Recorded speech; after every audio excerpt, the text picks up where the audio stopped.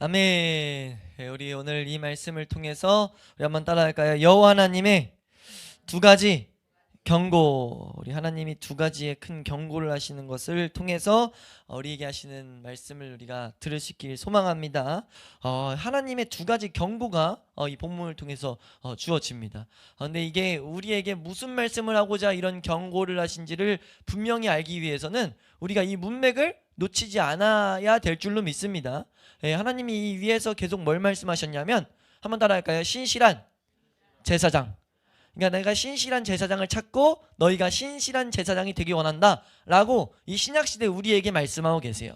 이걸 놓치면 이 10절에서 16절이 엄청나게, 우리가 이걸 실제로 우리 그 어플을 통해서 성경, 원어 성경 보시면, 원어 성경이 아니라 다른 번역본들이 있잖아요. 다들 뭐 표준세 번역이라든지 공동 번역이라든지 뭐 한문 성경 이런 것도 심지어 있을 때도 있거든요. 뭐 영어 성경 우리 뭐 하면은 그런 번역들을 볼 수 있는데, 이게 그러니까 어떤 구절들을 보면 단어 하나들이 좀 이렇게 의역되다 보니까, 번역본이라는 게 그 이제 의역을 하는 건데, 의역을 하는 누군가가 이제 고민을 해서 함께 모여서 이런 식으로 번역을 한 거죠. 이 뜻이 이런 식으로 번역하는 게 가장 원뜻에 가깝겠다라고 해서 이제 번역을 이렇게 하는 게 조금씩 다른데, 이번 문만큼 제가 본 것 중에 아예 가지각색으로 해석이 달라져 버리는 부분이 없어요.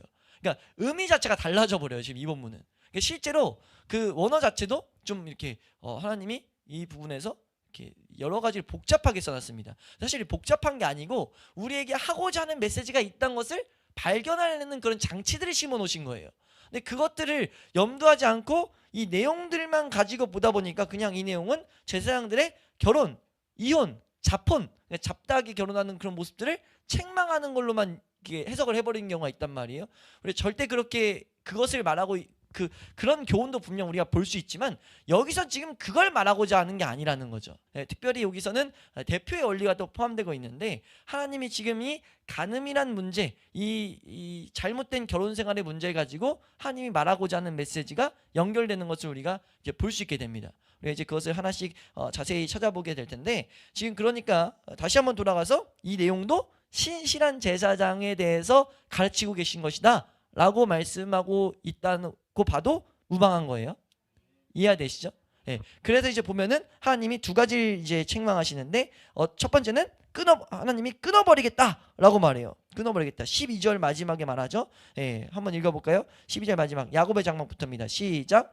야곱의 장막 가운데에서 끊어버리시리라. 예, 여기서 야곱의 장막이란 것은 이게 여러 의미가 있지만 하나님과 교제, 하나님의 임재를 누리는 것, 그리고 좀 이걸 이 유대인들의 관점에서 보면 성경을 연구하고 말씀의 유익을 얻는 그런 장소. 예, 말씀의 유익을, 말씀의 이 야곱의 장막에서 하나님이 일하셨던 것들을 다 이렇게 들었던 것들을 성경 곳곳에 이렇게 묘사하는 경우가 있거든요. 그러니까 이거를 좀 더 풀어서 이 유대인들은 말씀을 연구하는 장소, 이런 식으로 이해했어요. 근데 이제 말씀을 연구한 장소에서 끊어버린다는 건 우리에게, 우리 성경을 이해하는 것은 오직 성령으로만 되는 줄로 믿습니다. 그러니까 크게 두 가지 무서운 말씀을 하시는 건데, 하나님이 하나님의 임재, 하나님과 교제에서 끊겨버리고 지금 우리 신약시대 성도들에게 말하고 있다는 거예요. 또 하나는 말씀을 말씀으로 깨달을 수 없는 하나님이 그런 벌을 주겠다는 거죠. 무서워요, 안 무서워요? 무서운 거예요. 하나님의 사람들이 하나님 말씀이 뭔지 깨닫지 못하면 그럼 하나님의 임재 가운데도 나아갈 수도 없고, 나아가서 우리의 삶이 이 마귀가 가지고 노는 대로 또 끌려갈 수밖에 없단 말이에요. 이게 비극입니다. 비극. 이해되시면 아멘. 그리고 이 말씀은 좀 더 무섭게 받아들이면, 이거 너희 삶 가운데 온전히 처리되지 않으면 이 지금 하나님의 장막에서 끊긴다는 것은 우리가 구원받지 못했다고도 볼 수 있다는 거죠. 근데 이제 우리가 이렇게 이 해석을 잘 적용시켜야 되는데, 그러니까 우리의 삶 가운데 우리가 만약 이런 모습들, 하나님이 하지 말라고 했던 이 모습이 어느 정도 하지 않기 위해서 씨름하는 모습들이 있었다면은 임재가 끊긴다, 말씀의 적용이 끊긴다 라고 봐도 무방해요. 그러니까 이거는 단순히 구원받지 못했다로 또 1차적으로 끝나는 게 아니라, 구원받은 백성들도 이 말씀은 우리가 잘 새겨야 된다는 거죠. 이해되시면 아멘. 우리가 이것을 여기서 말하는 문제를 정확히 알 수 있길 축원합니다. 그러니까 하나님이 지금 여기서 경고한 이유는 무엇이냐면, 너 이렇게 벌 받을 거야가 아니에요. 왜요? 이 말씀, 그래서 오늘 말씀 제목에도 여호와 하나님이에요. 여호와가 여호와가 제목을 뭐라 했죠? 여호와의 두 가지 경고라고 이제 제목을 붙여놨는데, 왜냐하면 여기 번역이 아니라 성경에서 뭐라고 하냐면 계속 여호와께서예요. 여호와께서, 만군의 여호와께서, 여호와 하나님께서 지금 이런 식으로 말하고 있단 말이에요. 이해되시면 아멘. 그래서 지금 12절 말씀도 뭐라고 했습니까? 야곱의 장막 바로 앞에 여호와께서 라고 말해요. 여호와란 건 무엇이라고 계속 우리가 반복하냐면, 한번 따라할까요? 하나님께서 은혜를 주시는 것, 은혜를 주시는 것, 하나님의 백성과 언약을 맺으시고 그 언약을 반드시 성취시키는 그 하나님의 은혜를 나타내신, 은혜를 주시는 그 하나님을 우리에게 보이실 때, 비추실 때, 그 하나님을 보라고 말씀하실 때 여호와를 콕 집어서 말씀하신다고요? 이해되시면 아멘. 그럼 여기서 너 끊어버릴 거야 라고 말하는 건 이런 징계가 진짜 있을 것이다 라는 선언을 하기 위한, 그것을 가르치기 위한 메시지라고 보기보다는 너 돌아와라 라고 지금 말씀하신다는 거죠. 절대 이 모습 갖지 마라 라고 말씀하신다는 거예요. 그래서 우리가 8절 9절도 신실한 제사장으로 나아라 라고 우리가 말씀을 받던 거고요. 이해되시면 아멘. 그러니까 우리가 여기서 우리가 기억해야 될 것은, 한번 따라할까요? 문제를 알아라. 그러니까 문제를 알라는 거예요. 우리 삶 가운데 이런 문제를 방치하면 된다 안 된다? 안 된다는 거죠. 이해되시면 아멘. 그러니까 우리가 이 말씀을 통해 가지고 우리 삶 가운데 하나님이 잊지 말라고 하는 이런 문제를 절대 놓지 않기를 주의 이름으로 축원합니다. 아멘.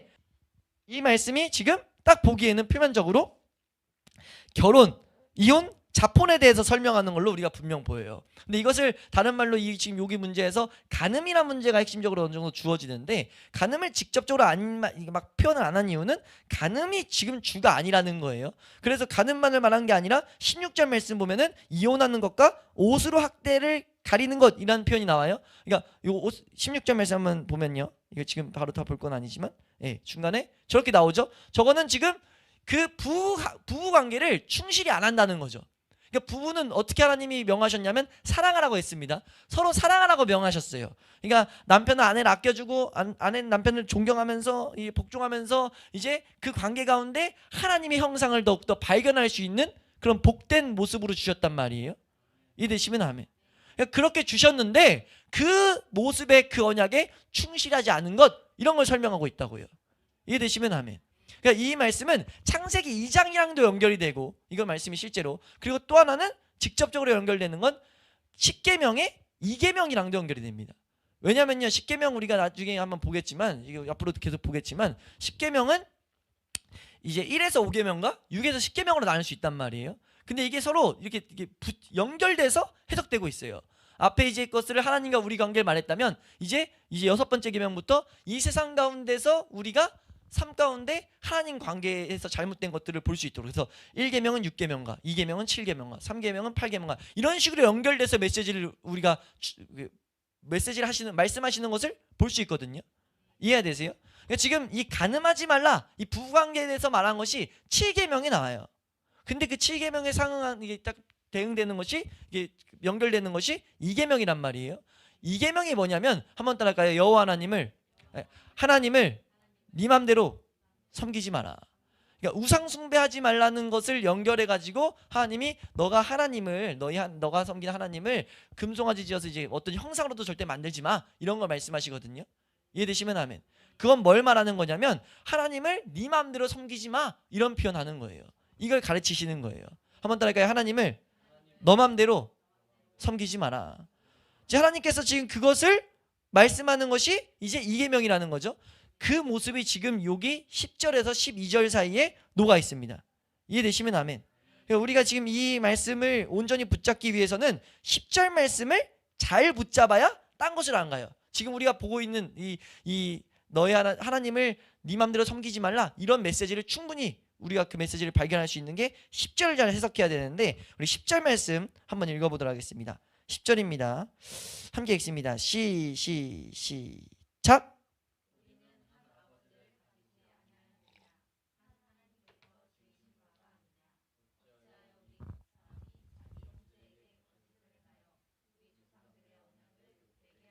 아멘. 지금 여기서 말하는 것이 우리는 한 아버지를 가지지 아니하느냐, 우리가 하나님께서 지으신 바가 아니냐라고 하면서 하나님에 대해서 보게 만든다는 거죠. 이 하나님 아버지를 하나님으로도 볼 수 있고 아브라함으로도 볼 수 있지만, 분명한 것은 지금 이스라엘 백성이 하나님의 은혜로, 아브라함을 보든 하나님으로 보든 하나님의 은혜로 하나가 됐다는 거예요. 하나가 돼가지고 너희가 서로 하나로 부름받아서 하나님이 하나님 백성으로 살아가게 했는데, 그 살아가게 한 것이 그 613가지의 계명을 통해서 서로 이제 사랑으로, 우리로 따지면 신약성경에 서로 사랑하는 계명으로 묶이게 하셨습니다. 예? 그 묶이게 하셨는데, 근데 네가 어찌하여 각 사람이 자기 형제에게 거짓을 행하여 우리 조상들의, 우리 아버지 때로부터, 그러니까 하나님이 우리 그 아브라함과 이삭과 야곱을 통해서, 그리고 이스라엘 백성을 통해서 주신, 우리 조상들을 통해서 주신 이 언약을 너가 지금 욕되게 만들고 있냐. 이 욕되게 하다는 단어가 더럽히다, 혹은 율법을 거스르다, 율법을 따르지 않다, 이런 단어 뜻이 이 욕되게 하다는 단어예요. 율법을 네가 지금 왜 지키지 않고 있냐, 이런 것을 말하고 있다는 거죠. 여기서 거짓을 행한다는 단어도 잘 봐야 되는데, 거짓을 행한다는 단어는 지금 불성실하게 행하다라는 단어예요. 불성실하게 대하고 있다는 거죠.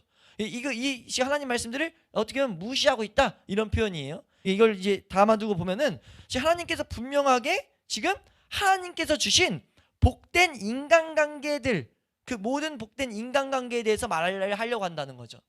이해되세요? 그러니까 다시 한번, 하나님이 주신 복된 인간관계, 그 중에서 가장 복된 인간관계가 뭡니까? 혹시 뭔지 아세요? 하나님이 주신 사람들에게, 각 사람에게 주신 인간관계 중에 가장 복된 인간관계 하나가 뭔지 아세요? 부부입니다. 부부. 그게 부부예요. 그래서 지금 부부를 딱 끄집어내는 거예요. 이제 이해되시면 아멘. 그렇게 지금 연결이 된다고요. 이게 아니면 갑자기 위에서 8절 9절 신실한 제사장 말하다가 갑자기 형제 얘기하다가 왜 갑자기 또 이 아내를 얘기하냐, 이런 식으로 가는데, 이게 그냥 각자 독립적으로 신실한 제사장 말했고 그냥 형제 말했고 아내 말했고 했으면 그걸로 끝나야 되는데, 이 부부관계에서 계속 형제랑 연결될 것들을 막 이제 복잡하게 써놨어요. 그것은 분명 위랑 같이 보라고 하나님이 말씀하고 계신다는 거죠. 이해되시면 아멘. 우린 그래서 이제 어렵다는 거 설명 안 하고 이제 이 메시지를 하나님이 이제 해석하게 하신 대로 우리가 한번 이제 말씀을 보면은 11절 말씀부터 한번 다시 한번 보겠습니다. 11절입니다. 함께 읽습니다. 11절 함께 읽습니다. 시작.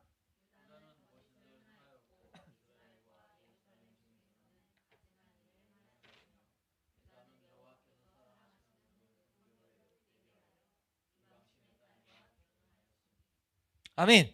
여기서도 분명히 지금 말하는 건, 여기 유다는 거짓을 행하였고 이스라엘과 예루살렘 이렇게 말하는 것은, 유다는 어떻게 보면 남유다, 이스라엘은 북이스라엘이라 할 수 있어요. 그러니까 어떤 그 모습이고 상관없이 그냥 모든 하나님 앞에 나오라고 한 사람들을 다 지금 총 집합해가지고 지금 우리에게 보게 하는 거예요. 누구에게 하는 말이야, 이건 누구에게 하는 말이야, 그런 게 아니라 너희 다야, 지금 이런 말 하고 있는 거죠. 너희 다가 들어야 돼, 이렇게 지금 말하고 있다는 거죠.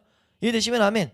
그들이 뭐 했냐? 지금 거짓을 행하였고 가증한 일을 했다라고 하면서, 이것이 지금 결혼제도라고 말하는 것을 딱 했으면은 그냥 결혼이라고 하면 되는데, 표현을 이상하게 해놨어요. 어떻게 했냐면 이방 신의 딸과 결혼했다라고 말하고 있어요. 신의 딸이 있습니까? 없습니까? 없어요. 여기서 말하는 것은 성경 맥락에서 이방 다른 나라들을 섬기는 그 영들을 표현하는 거죠. 그러니까 하나님이 말하고자 했던 건, 이 간음이 상응하는 게 연결되어 있는 게 몇 계명이라고요? 2계명이라고요. 하나님을 하나님 방식으로 섬기지 않는 것, 그걸 다른 말로 하나님에 대해서 간음한다 라고 표현하거든요. 한번 따라할까요? 하나님을 하나님 방식대로 섬기지 않는 것, 그것과 또 하나는 무엇이냐면 우리가 우상 숭배하는 것. 하나님을 섬기지 않는 건 우상 숭배랑 연결돼요. 우상 숭배를 간음이라고 한다고요. 이해가 되세요? 우리 야고보서 4장 4절 말씀 이제 한번 보면요. 야고보서 4장 4절 말씀 우리 함께 한 목소리로 읽도록 하겠습니다. 함께 읽습니다. 시작.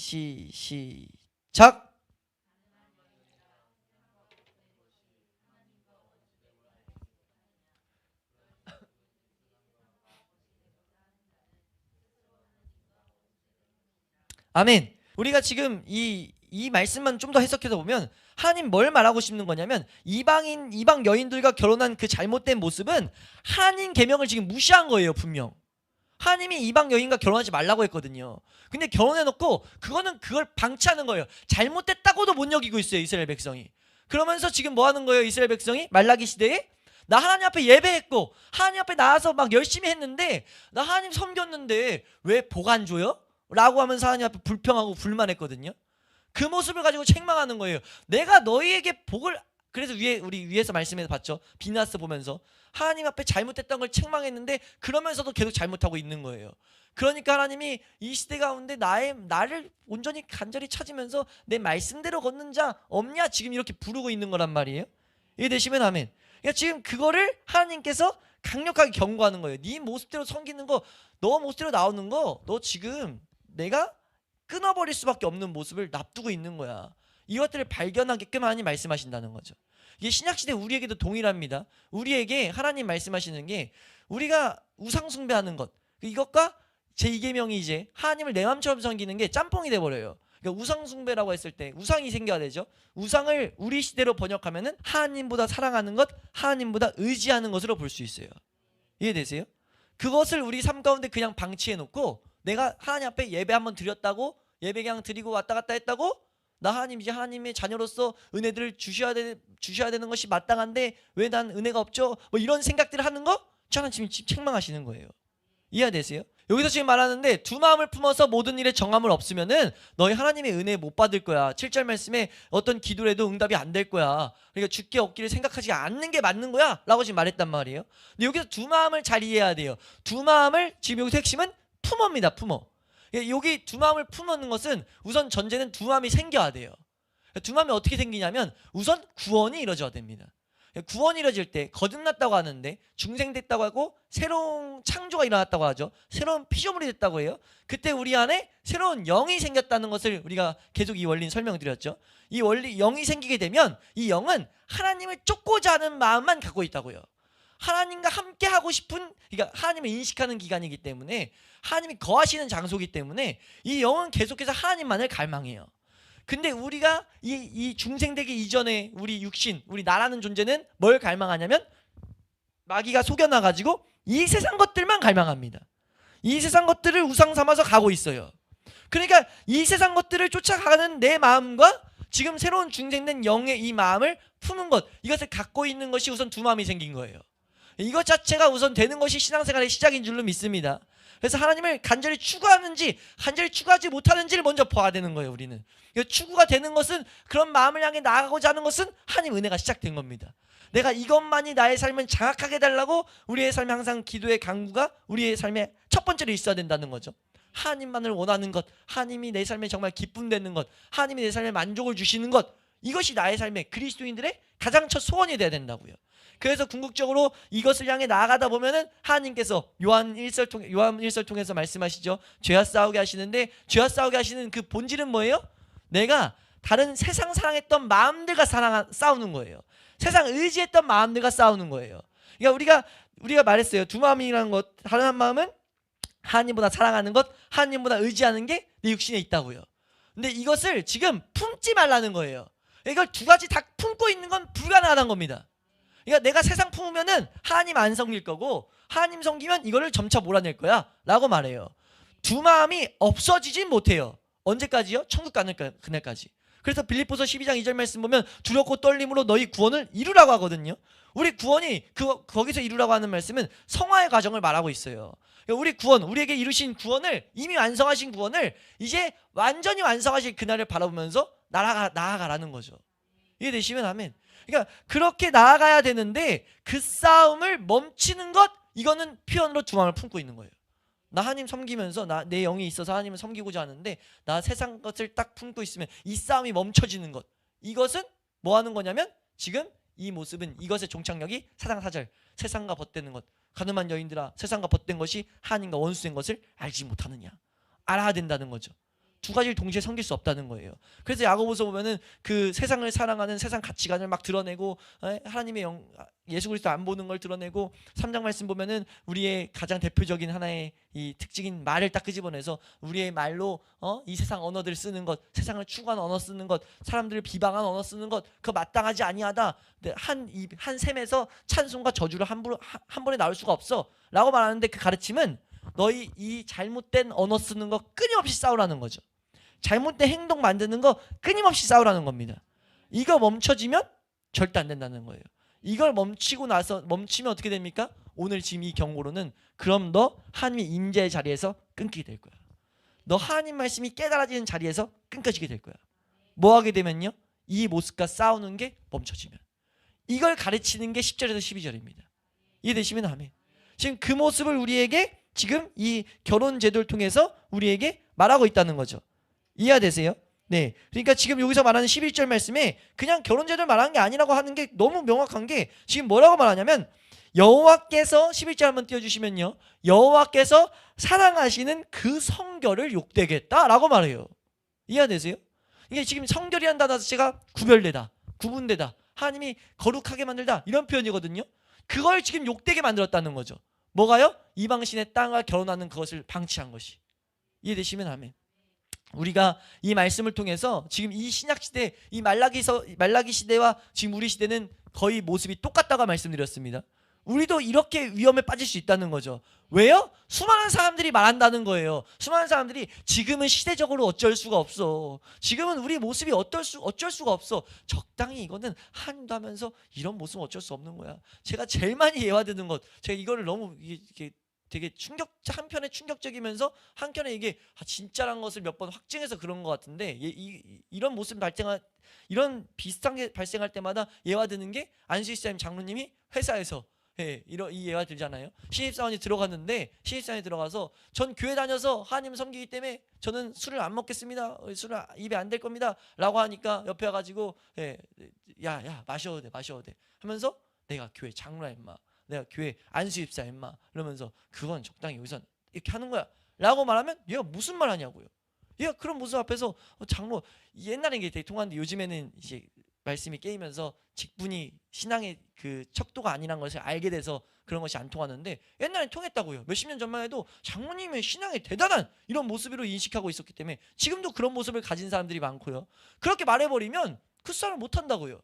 그게 말라기 시대 모습이에요. 말라기 시대 제사장들도 함께 지금 치우쳐가지고 거짓저울이 올라와 있다 말했잖아요. 돈 많이 준 사람에게 차별대에 대하고 하는 게 있으니까 이건 어쩔 수 없는가 보다. 지금 제사장들이 이방 여인들과 결혼한 모습을 납두고 지금 제사 잘 드렸다는 거예요. 그렇게 납두니까 하나님이 지금 할 말이 없는 거죠. 하나님이. 그래놓고 뭐예요? 하나님 나 기도했는데요. 하나님 나 말씀 읽었는데 왜 말씀 못 깨달아요? 나는 우리로 따진 거예요. 왜 말씀을 난 저 사람만큼 은혜를 못 받죠? 왜 하나님의 은혜가 나에게 이렇게 없죠? 라고 말한다는 거예요. 하나님 할 말이 너 제대로 알아, 제대로. 나는 은혜를 한결같이 주고 있는데 너가 신실하지 않다. 너가 지금 언약을 더럽혔다 라고 말하고 있다는 거예요. 이해되시면 아멘. 우리가 언약을 더럽히지 않을 수 있게 축원합니다. 이 성결을 욕되게 하지 않길 축원합니다. 그래서 이 12절 말씀이 이 말씀의 안성인데 12절 말씀 한번 읽겠습니다. 시작. 이 일을 행하는 사람에게 속한 자는 깨는 자나 응답하는 자는 물론이요.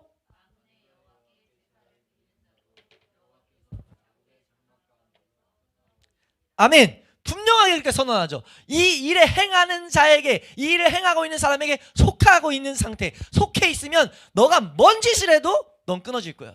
이런 표현이에요. 여기서 이 깨는 자나 응답하는 자 표현 때문에 이 번역이 막 달라지는데 사실 이 번역을 이 유대교 전통이랑 밑에서 보면 두 가지가 나온다고 해요. 뭐냐면 듣는 자나 말하는 자나 이런 표현이 될 수 있다는 거죠. 깨게 하는 자 그리고 그거에 대답하는 자 이런 식으로 볼 수 있는 거예요. 이거는 이 맥락에서 분명하게 뭘 말하냐면 이 말씀을 가르치는 자나 말씀을 듣는 자나. 그러니까 이스라엘 백성 말씀을 가르치는 자와 듣는 자 딱 말해버리면 이스라엘 백성 모두가 포함됩니다. 왜냐하면 이스라엘 백성은 하나님 말씀을 가르치는 자 아니면 듣는 자로 나뉘거든요. 제사장 민족 아니면 듣는 이스라엘 다른 11지파로 나뉜다고요. 이건 이스라엘 백성 전체예요. 그러면서 거기서 빠져나가지 못하게 그 이스라엘 백성들 중에 아예 구별되어서 제사장을 만들었기 때문에 아예 제사장 딱 빼서 말하죠. 제사 드리는 자들도 뭐예요? 지금 뭐라고 말해요? 지금 깨는 자나, 그러니까 너가 말하는 자나 듣는 자나 제사 드리는 모든 자들, 그 사람들은 여호와의 장막에서 끊어져 버릴 거야. 내가 끊어버릴 거야 라고 말씀하신다는 거예요.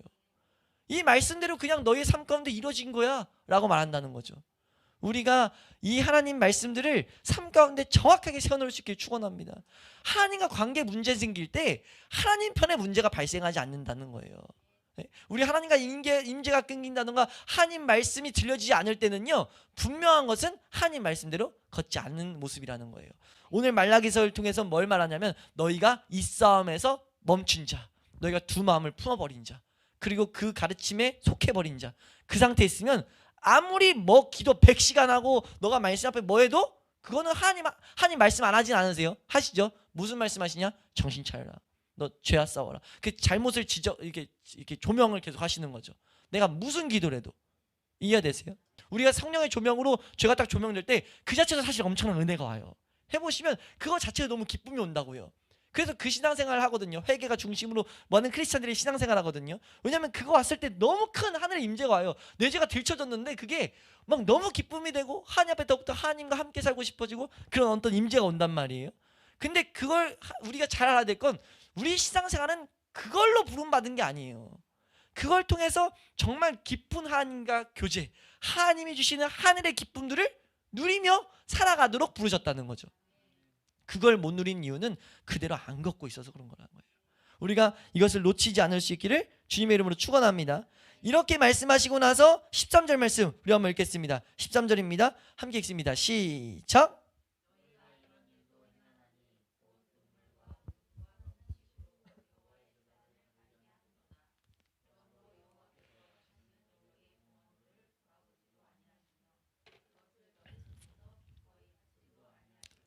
아멘. 이건 새로운 문단으로 펼쳐진다는 표시가 되어 있다고 했어요. 실제로 첫 문장 자체가 여긴 번역 자체가 안 됐습니다. 문장에 뭐가 적혀 있냐면 너희들에게 두 번째 죄가 있다. 이게 지금 첫 문장이에요. 그러니까 언어에 두 번째 죄가 있다 이런 표현을 하면서 들어가요, 이 본문이. 예? 그래서 지금 뭐라고 말하냐면 13절을 그냥 간단히 해석해드리면, 지금 이건 너무 어렵게 번역이 되어 있는 것 같은데 간단히 해석해드리면 이제 본처로 하여금, 본처가 있는데 본처로 하여금 눈물겨운 이혼을 당하게 하는 일이 있었어요. 예, 그 당시 제도로 따지면 남성 중심으로 되어 있었기 때문에 눈물겹게 그냥 내보내버릴 수 있는 제도가 있었는데, 그렇게 해서 나가버리면 그 여인이 울면서 기도하는데 그 기도를 지금 들으시겠다는 거죠. 그들이 막 하나님 앞에서 울고 막 이렇게 했을 때 그것을 하나님께서 다 들으셔가지고 뭐하게 하냐면 나 너희들 손에서 재물 안 받을 거야, 너희들 예배 안 받을 거야 라고 한다는 거예요. 이해되세요? 지금 그 표현을 우리에게 말씀하고 있어요. 이건 완전 지금 여기서 13절 말하는 건 한 절씩만 좀 직접적으로 간단히 설명하고 가면, 이거 한 번에 봐야 되긴 하지만 간단히 설명하고 가면 이건 완전 속건제예요. 속건제라는 제사가 있는데, 속건제는 뭐냐면 첫째는 하나님 앞에 하나님의 물건, 이 성물에 지은 죄와 또 하나 크게는 그 이스라엘 백성 서로에게 지은 죄, 그 죄에 대한 잘못이 있을 때, 피해를 입혔을 때 다 보상하게 해요. 왜 그러냐면 그 백성들도 내 거야. 하나님 입장에서는 내 거예요. 속건제의 제목 자체는 하나님의 것에 대해서 피해를 입혔을 때, 실수로 뭔가 이렇게 내가 성물을 뭔가 잘못시켰을 때 그걸 어떤 제도로 만들어놨거든요. 근데 그 중에 하나가 강조하는 게 레위기 말씀 속건제를 보면은 이스라엘 서로에게 피해 끼친 것을 하나님이 엄청 철저하게 그 제사 드리게 만들어요. 그 이유는 하나님이 다 각자가 내 거라고 말씀하고 계시기 때문이에요. 이해되세요? 그래서 우리 신약 성경에도 이게 비슷한 이거 맥락의 말씀이 있는데, 우리 마태복음 5장 23절 24절 말씀입니다. 23절 24절 말씀 함께 있습니다. 시작. 그러므로 예물을 제단에 드리려다 가 거기서 내 형제에게 원망 들을 만한 일이 있는 것이 생각나거든 예물을 제단 앞에 두고 먼저 가서 형제와 화목하고 그 후에 와서 예물을 드리라. 아멘. 그러니까 예배를 안 받아 주셔버리거든요. 예배 안 받아 주셔버리기 때문에 예배가 성립이 안 되기 때문에 너희는 먼저 이것을 제대로 처리하고 와야 된다는 거죠. 그 설명이 13절이라 봐도 무방합니다. 너 안에 그렇게 해놓고 내가 예배 어떻게 받아? 라고 지금 말하고 있다는 거죠. 이해되세요? 그러고 나서 이거 한 번에 봐야 되는데 14절 말씀입니다. 14절 이거 왜 안 받냐? 라고 하는 그 설명을 하세요. 왜 내가 이 예배 못 받냐? 네 예배 못 받냐? 14절입니다. 시작.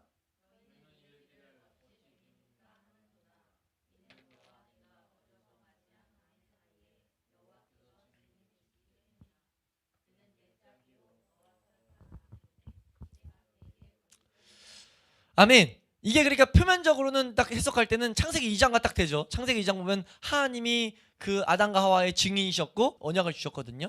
근데 이게 영적 의미로 봤을 때는 신약 시대에 왔을 때 너무 분명하게, 우선 영적 의미로 분명하게 설명하는 것은 이게 여기 서약이라는 단어 자체가 언약이라는 뜻입니다. 여기 중간에 보시면 너와 서약한, 이게 언약이라는 단어예요. 이 단어로 딱 치면은 노아와 맺은 언약, 그 언약 단어가 그 구절들이 나와요. 그러니까 그 언약을 말하는데, 그러니까 너와 언약한 아내로 돼. 그 안에 뜻이 서약도 있기 때문에 여기선 사람이기 때문에 서약으로 번역을 했습니다. 근데 우리가 분명하게 하나님이 언약을 생각나게 하신다는 거죠. 왜냐하면 언약이라 했으니까 단어 자체는 언약된 아내로 돼 내가 그것에게 불성실하게 행했다라고 말하고 있어요. 그러니까 이건 사실 신약 시대에 오면 너무나 직접적으로 바로 1차적으로 설명이 이제 우리 가운데 영적 메시지가 주어지는 건데, 우리가 하나님의 백성이 되게 된 것이 어떻게 해서 하나님 백성이 됩니까? 예수 그리스도의 그 은혜 때문에 하나님 백성이 되죠. 예수 그리스도의 은혜 한번 따라할까요? 예수 그리스도의 은혜, 그 은혜가 하나님이 보증되셔서 하나님의 은혜를 주신 거예요. 이해되세요? 그래서 그 은혜가 왔을 때, 그 은혜가 왔으면 반응하면서 삶을 만듭니다. 왜냐하면 예수 그리스도라는 그 언약 안에는 예수 그리스도 자체가 언약 되신다 했어요. 우리 히브리서 8장 말씀에 한번 따라할까요? 예수 그리스도는 언약이다. 그러니까 예수 그리스도가 언약 되시면은 언약된 우리들에게 어떤 본능이 발생되냐면, 예수 그리스도의 그 생명을 얻은 자들은, 예수 그리스도의 언약을 가진 자들은 그 언약을 따라 살고자 하는 본성이 생겼다는 거예요. 그러니까 우리 영 안에는 말씀대로 살고자 하는 본성이 있습니다.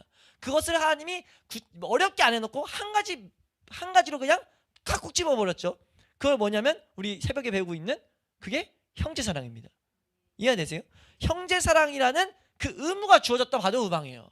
예수님 말씀하셨으니까 내가 새 계명을 너에게 주느니, 계명은 뭐냐면 기준이라는 거예요. 우리가 지켜야 될 명령이라는 거죠.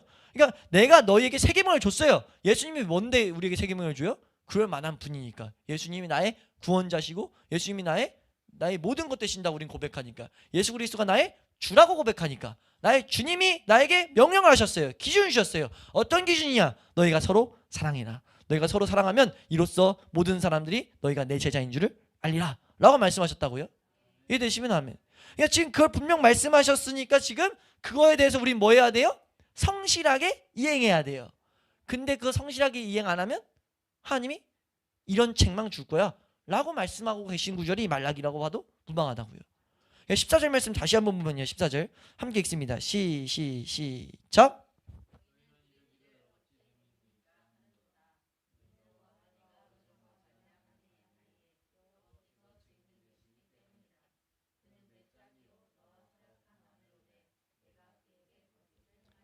아멘. 그러니까 우리가 지금 아내를 뽑은 게 지금 그냥 부부관계만을 말하는 게 아니라 대표로 뽑았다고 지금 말씀을 시작할 때 말씀드렸단 말이에요. 내가 너에게 준 인간관계, 복된 인간관계에게, 우리 신약시대 우리에게 하시는 말씀은 복된 인간관계에게 형제 사랑해야 되는데 너 이거 왜 불성실하게 하고 있어? 너 불성실하게 하지 마. 그러면서 15절 16절은 왜 이걸 이렇게 말씀하시는지에 대한 내용인데, 먼저 15절 마지막 부분을 한번 보면요. 마지막 그러므로부터 한번 읽습니다. 그러므로 15절 밑에 부분 하반절, 그러므로 시작. 그러므로 내 심령을 삼가 지켜가지고 어려서 맞이한 아내에게 거짓을 행하지 마라 라고 말하고 있어요. 그러니까 성실히 행해라 라고 말하고 있어요. 거짓을 행하는 단어는 불성실하다니까 불성실하게 행하지 마 라고 말하고 있다는 거죠. 아멘. 그러니까 또 다시 한번 그걸 강조해서 말하는데, 이게 지금 부부관계가 아니었던 것을 말하려고 16절에 말하는 거예요. 왜냐하면 똑같은 내용인데, 이후에 똑같은 내용인데 아내가 빠져버려요. 그러면서 지금 뭐라고 하냐면, 한번 밑에 반복된 걸 읽습니다. 시작. 그러므로 너희 심령을 삼가 지켜서 거짓을 행하지 말아라. 아멘. 지금 이걸 말하고 있다는 거죠. 예? 그러면서 말해요. 이 16절 말씀에 이스라엘 하나님 여호와가 이르노니, 이스라엘 하나님 뭐예요? 모든 하나님 부르신 그 하나님의 언약으로 맺어진 하나님이 말하니, 너희는 이혼하는 것과 옷으로 학대하는 것, 가리는 것, 나 지금 이것을 미워한다. 이 미워한다는 단어는 증오한다는 단어입니다. 나 이거 증오해. 이건 만군의 여호와의 말이다. 이 세상을 모두 만군의 여호와 할 때는 모든 것들을 다스리신 하나님이에요. 모든 것을 다스리는 은혜를 주고자 하는데, 다스리면서 그 은혜를 주고자 하는 내가 하는 말이야. 신명기 말씀에는 계명을 주면서 말씀대로 살면 내가 이런 복들 줄 거고, 말씀대로 안 살면 이런 저주 임할 거야 라고 말했어요. 지금 이 말씀은 우리에게 10절에서 12절 말씀은 하나님의 임재를 못 누리고 말씀에 깨달아지는 것이 우리 삶 가운데 끊긴다고 봤다면, 여기서 말하는 건 내가 너 책망하겠다는 거죠. 너 우리가 마치 우리 자녀들이 잘못된 길로 갔을 때 회초리를 대서 돌아오게 만드는 것처럼 너 내가 때릴 수밖에 없는 상태야. 왜? 그거 내가 증오하는 거거든. 내가 그거 미워하는 행동이야. 이게 어떤 행동이요? 말씀대로 한 이 말씀 서약한 것에 이행하지 불성실하게 이행하는 것, 말씀을 무시하고 하나님의 계명을 무시하고 살아가는 모습들 방치하는 것 내가 증오하는 모습이야. 너 그대로 살면 나한테 한 대 맞을 거다. 이거 우리 신약시대 우리에게 경고하시는 거죠. 왜 이거를 싫어하시고 이렇게 했을 때 왜 책망하시냐면요, 단순히 복이 임하지 않아서가 아니에요. 우리 개인의 복이 임하지 않아서가 아니에요. 개인의 복은 하나님의 임재를 누리고 하나님의 말씀을 깨달아지면 그것만큼 복이 사실 없어요. 이 세상 거 없어도 그것만으로 충분하다고요. 근데 왜 하나님이 지금 형제사랑의 의무를 이행해라 라고 말하냐면 15, 16, 15절 말씀에 그게 명확하게 나오고 있습니다. 15절 말씀 함께 읽습니다. 15절 함께 읽습니다. 시작.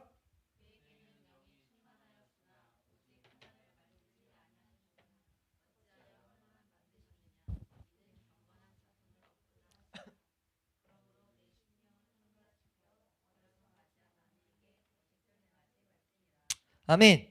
아멘. 이게 번역이 너무 여기는 특히 엉망으로 됐어요. 왜냐하면 이 단어 자체가 충만이라는 단어 자체 딱 치면 그냥 남다라는 단어예요. 남다라는 단어인데 이걸 번역하다 보니까 이게 영이 남으면 영이 남아 도는구나, 영이 흘러 넘치는구나, 이렇게 해서 이게 한글 번역에서는 이 번역 자체가 또 다른 번역으로 됐다가 지금 여기서는 여유란 단어로 번역됐었어요. 근데 여기는 지금 충만이라는 단어, 그러니까 단어 자체 남는 것에 대해서 직접적으로 좀 표현한다 해서 영이 여유로웠다 이런 표현을 했다가 지금 우리 여기서는 영이 충만했다라고 됐어요. 근데 지금 이게 그렇게 된 게 그에게는이라고 가서 그래요. 그에게는으로 가서. 근데 이게 성경을 좀만 연구했으면 이걸 딱 치면 이스라엘 백성들은 이 표현들을 딱 했을 때 이 영이 남다라는 표현이 다른 데는 일괄적으로, 여기 왜 일괄적으로 어떻게 쓰냐면 이스라엘의 남은 자를 가리켜요. 이해되세요? 그러니까 이 표현 자체가 이스라엘의 남은 자. 지금 이거 이렇게까지만 해석돼도 이거 우리 신약시대 우리에게 분명하게 뭘 말하는지 바로 떠올릴 수 있죠. 지금 뭘 말하는 거냐면 우리에게 하나님 우리를 딱 부르실 때 우리 주변에 하나님이 부르고자 하는 자들이 있다고요. 하나님이 지금 부르고 계신 자들이 있다고요. 하나님이 그 영혼들에게 우리가 하나 되어서 영혼들에게 하나님 살아계심을 나타내기를 하나님은 바라고 계세요. 그게 신약시대 우리를 부르신 예수님의 뜻이라고요. 하나님이 날 보내신 것 같이 내가 너희를 보낸다 라고 말씀하신단 말이에요. 이해가 되세요? 그러니까 지금 이 표현이 어떻게 되냐면 15절에 그에게는 남은 자가 지금 있었다. 그래서 오직 하나로 만들지 않았냐? 너희가 오직 그 부부가 오직 하나 됐을 때, 하나님 말씀대로 됐을 때, 부부가 오직 하나님 말씀이 뭐예요? 너희는 이제 부모를 떠나서 한 몸이 될지라 한 그 언약을 지키게 됐을 때 너희가 어떻게 되냐? 너희 가운데 이는 경건한 자손을 얻고자 하심이라. 자손이란 단어도 안 썼어요. 경건한 씨라고 되어 있습니다. 원어는 씨예요. 그러니까 경건한 씨를 내가 지금 얻고자 하심이라 라고 말한다는 거죠. 이게 신약시대 우리에게 말하는 게 너희를 통해 가지고 너희가 말씀대로 살아가게 될 때, 너희가 말씀조차 살아가게 될 때 여호와 하나님이 우리에게 주셔서 하나님을 보게 한 예수 그리스도라는 그 언약을 소유하게 될 때 예수 그리스도가 너로 하여금 이제 계명들을 지키게 하는데 그 계명은 형제사랑이라고요. 그 형제사랑에 너희가 성실히 행하게 되면은 너희는 경건한 자손을, 너희를 통해서 경건한 자손을 얻게 될 거야. 우리 주변에 많은 사람들, 하나님이 정하신 사람들을 하나님은 우리를 통해서 부르게 하기 원한다는 거예요. 그래서 하나님이 형제사랑이라는 계명을 줬다고요. 우리가 그래서 그 계명을 따라 살려고 할 때 성령 하나님이 역사하시면서 그들로 하여금 아니 저 사람이 어떻게 저런 행동을 하지? 이런 하나님의 어떤 일하심이 있게 만드신다는 거예요. 그래서 하나님에 대해서 생각하게 만든다는 거죠. 근데 우리가 그 계명에 불성실하게 삶으로 말미암아 우리가 세상 가치관이 그대로 들어와 가지고 내가 하나님보다 사랑하는, 하나님보다 의지하는 것들을 그대로 방치해 놔 가지고 그것이 하나님 앞에 나오는데 구함의 1번이에요. 하나님 앞에 구하는데 기도하는 내용이 이 세상에 어떤 것들을 구하기 위해서 계속 나와요. 그 하나님 그런 예배 받을 수가 없다는 거예요. 그렇게 살아가다 보면 내가 사람들이 보고 내 주변에 내 가족들이, 내 주변에 있는 내 친구들이 나의 삶을 보고 내가 나의 삶에 세상 문제 있을 때 그 문제 해결하려고 내 지식, 내 힘들 다 동원하고 하나님 상관없이 그냥 내 모습 가지고 그렇게 살아가는 그런 모습을 보면 그 사람들이 우리를 통해서 하나님을 생각할 수가 있겠냐고요. 아니 오히려 뭐라고 말하냐면 우리 모습 때문에 하나님 이름이 모욕당한다고 말해요. 하나님 이름이 가려진다고요. 하나님 그러니까 뭐예요? 나 이거 보면 하나님은 미워하는 모습이란, 미워하게 당연히 될 수밖에 없죠. 하나님의 뜻은 알지도 못하고, 하나님은 섬긴다고, 하나님은 사랑한다고 말은 하면서 하나님의 마음은 관심도 없어요. 하나님이 소원하는 것엔 관심도 없어요. 하나님의 뜻에는 관심도 없어요. 하나님의 뜻은 하나님이 부르신 자를 하나도 놓치지 않는 그것이라고 요한복음 말씀 분명히 말씀하셨는데, 우리 그거에 관심 없는 거예요. 그럼 하나님 그 모습 보고 그게 안 밉겠냐고요. 그게 안 잘못됐다고 여기겠냐고요. 그러니까 뭐예요? 책망하시는 거예요. 하나님 우리에게 징계하신다는 거예요. 그거를 너희가 알아야 된다. 다른 말로 무엇입니까? 너 신실한 제사장이 돼야 돼. 그러면 내가 너의 삶을 통해서 이 너의 삶에, 우리 신약시대 우리에게 너희 신실한 제사장이 될 때 너의 삶에 있는 이 두 마음을 품지 않도록 계속 세상 것들을 몰아낼 거야. 그 몰아내는 이유는 무엇이냐? 죄와 싸우게 하는 이유는 무엇이냐? 너희 삶 가운데 형제사랑의 계명을 지키게 할 거야. 그래서 너희 삶에 경건한 씨를 내가 얻게 만들 거야. 너의 삶을 통해서 경건한 씨를 맞게 할 거야. 그러니까 네 심령을 삼가 지켜서 어려서 맞이한 이 아내에게 거짓을 행하지 마. 16절 말씀에 더욱더 삼가 지켜서 너희 마음을 삼가 이 말씀대로 가게 해서 너가 성실하게 해라. 예수 그리스도만 바라봐서 그 예수 그리스도의 사랑에 반응하며 살아라 라고 말한다는 거죠. 한번 따라할까요? 예수 그리스도의 사랑에 반응하며 살아라. 우리가 예수 그리스도의 사랑에 반응하며 살아갈 수 있기를 축원합니다. 우리가 예수 그리스도의 사랑에 반응하며 살아가는 것은 형제 사랑의 계명으로 나타난다는 거예요. 하나님이 지금 우리를 그렇게 부르셨다는 거죠. 그래서 3장 말씀 가면 이제 성령에 대한 것들이 우리에게 주어집니다. 이렇게 신약시대 그림과 완전히 똑같이 가고 있어요. 하나님은 이게 이렇게 반복하는 의도는 크게 두 가지입니다. 첫 번째는 우리가 반드시 이게 계속 잃어버린다는 거고, 계속 잃어버린다는 거예요. 두 번째는 무엇이냐면요, 반드시 성취할 거야. 반드시 이 말씀대로 가면 너희 삶에 이런 복이 임할 거야. 우리에게 강조하고 계세요. 누가요? 이 세상을 창조하신 하나님이, 이 세상을 다스리신 하나님이. 말씀대로 살면 성령 하나님은 그냥 역사하신다는 거예요. 우리의 신앙이 성령 하나님이 우리의 삶을 후원하지 않으면 안 되는 그런 삶이 될 수 있기를 축원합니다.